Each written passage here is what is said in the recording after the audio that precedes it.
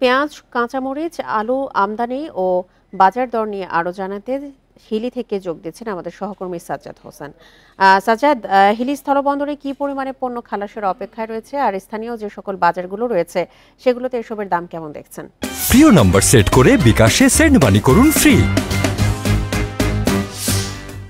হিলি স্থলবন্দরের কথা যদি বলি, গত এক সপ্তাহে হিলি স্থলবন্দর দিয়ে ৭৩ ট্রাক কিন্তু পেঁয়াজ আমদানি হয়েছে, যার পরিমাণ প্রায় ১৯০০ মেট্রিক টন। আর কাঁচামরিচ আমদানি হয়েছে প্রায় ৮৭ ট্রাক, যার পরিমাণ প্রায় ৮০০ মেট্রিক টন।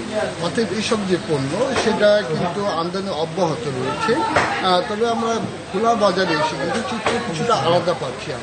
আমরা গতকাল বাজারে দেখেছি যে প্রতি কেজি পেঁয়াজ কিন্তু পাইকারি বিক্রি হয়েছে ৯০ টাকা, যেটা গত সপ্তাহে কিন্তু বিক্রি হয়েছিল ৮০ থেকে ৮৫ টাকার মধ্যে, অর্থাৎ কিছুটা দাম বৃদ্ধি পেয়েছে।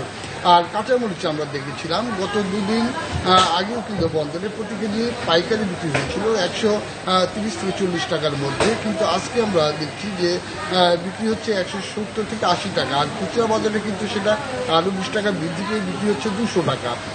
আমি যদি সবজি বাজারের কথা যদি বলি, গত এক সপ্তাহের ব্যবধানে কিছু সবজির দাম কমেছে, আবার কিছু সবজির দাম কিন্তু বৃদ্ধি পেয়েছে।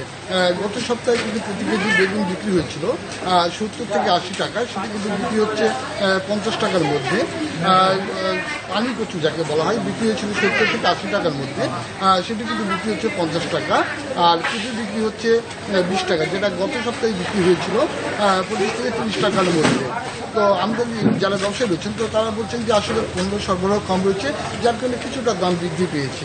ওই কয়েকদিনের ভিতরে সরবরাহ বাড়লে আবার দাম কমে আসবে। এই ছিল হিলি থেকে সর্বশেষ অবস্থা। হিলি থেকে জানাচ্ছিলেন আমাদের সহকর্মী।